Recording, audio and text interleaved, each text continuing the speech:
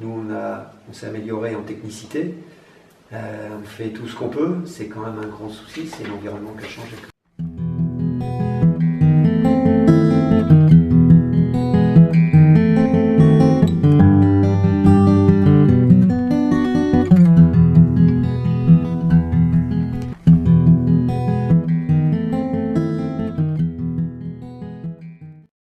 L'abeille vivait très très bien avant parce que comme elle avait tout ce qu'il fallait pour manger, c'était sain et tout ça, elle était costaud, elle pouvait vivre avec ses parasites.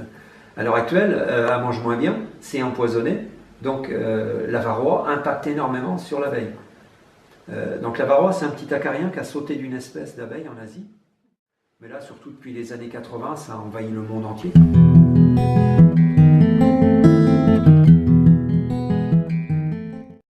Le grand souci, c'est que c'est le seul acarien qui va jusqu'à la mort de son hôte. Il va prendre, donc les abeilles n'ont pas de peau, ça s'appelle, les insectes c'est une cuticule, hein, donc c'est une enveloppe molle hein, qui les protège. L'acarien il va percer ça, maintenir une certaine salive pour éviter que la plaie se cicatrise. Et donc il va aller chercher, alors les abeilles n'ont pas de sang, hein, c'est de l'hémolymphe. Hein.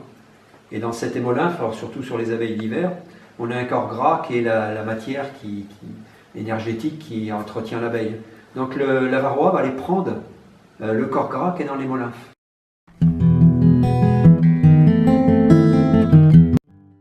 Là j'en fume pour les avertir.